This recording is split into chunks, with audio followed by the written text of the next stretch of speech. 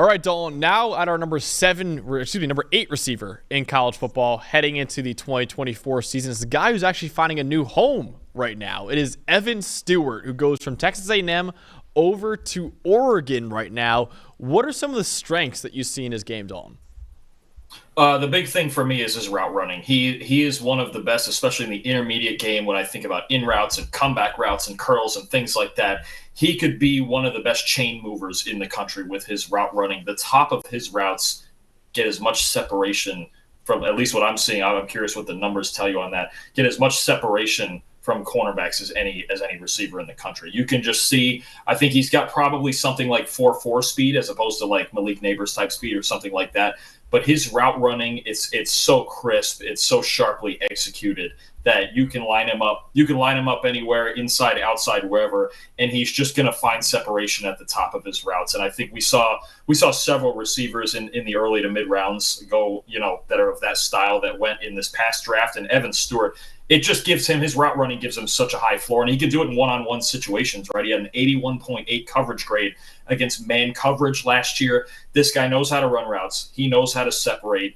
He's as fundamentally sound when he's healthy as any receiver in the country. I think that's the best way I could put it. Really good hands. I'm curious to see where he can break away from that, but I think his floor is ridiculously high because he's such an advanced route runner at such a young age. Yeah, absolutely. And I mean, you see why he's a former top 10 recruit, but just by how athletic he is, man. I mean, his true freshman season, so according to our game athleticism score metric, which we have at PFF to kind of show just how well a guy is moving out there, how fast he's going, his change of direction, all that, he scored in the 98th percentile, above the 98th percentile for receivers in his true freshman season. He was a 94th percentile for receivers as a sophomore as well.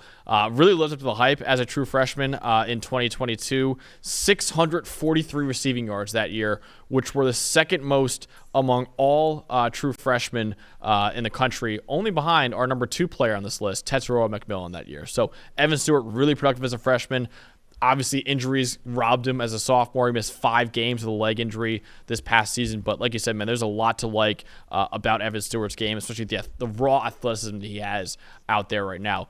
What are the weaknesses, though, Dalton, as he goes from Texas A&M over to Oregon?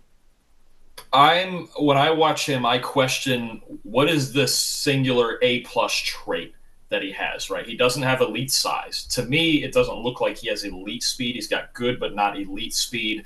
12 for 36 in his career on contested targets, right? There's a little bit of, making people miss in his game, but also not elite. I want to know really either what he can do after the catch or if he can get a little bit faster and really become a burner down the field. Because right now, I look at him as like a safe, really safe, high floor number 2 wide receiver with his route running in his hands. It's undeniable the talent he has in the fundamentals of the position. But the special guys have something that makes them different, whether it's like Malik Neighbors after the catch. Certain guys have blazing 4.2 speed. Certain guys are 6'5" and can do crazy things with the ball in the air.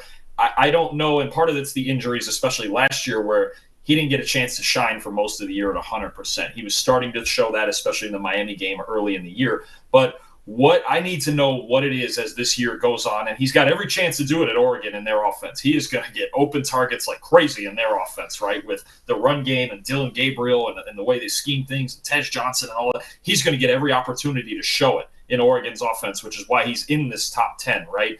But I need to know what his special trait is. What is it that I'm going to watch this coming season where I go, well, Stewart's special? Is he really good or is he special? Is it speed? Is it competitiveness? Is it breaking tackles? I need something. There's like just something missing because in all likelihood, Max, he probably does have the talent to break into the top 5 of this group. He could be a first-round pick. I just need to know what that one thing is that stands out other than the route running. Because if you're a good route runner, but you can't do much else after it, or you can't make plays. I mean, they talk about plays like quarterbacks making plays out of structure. Receivers are the same way. Can you make a play outside of structure that still makes you productive and maybe at times bails out your quarterback? Or are you only good when everything's perfect? So I think his route running is an A, and I just need to know what physically he can do to get production beyond that. So I think the best way I can describe Evan Stewart, he has the talent and the potential to be a top 5 receiver on this list, but his production is nowhere near the top 10, which is why I think he's right here at number 8. I think it's a pretty good spot for him to be in, just because, man, you look at his last 2 years, he hasn't done enough to really deserve a ranking on as high as his list, but I do think, like you said, he's got all the potential in the world to be absolutely one of the best receivers in college football. So, I mean, you just look at his metrics from over the last couple years, he is in the 0th percentile in yards after catch per reception at 2.7 yards after catch per reception. So not a deep average at the target either. Usually a lot of guys that aren't, doing a lot in yak is getting deep targets down the field. He's not really, man. He has a 12.6 average at the target over the last 2 years, which is 59th percentile as well. He has a 9th percentile drop rate over the last 2 years, over 11% drop rate in his career.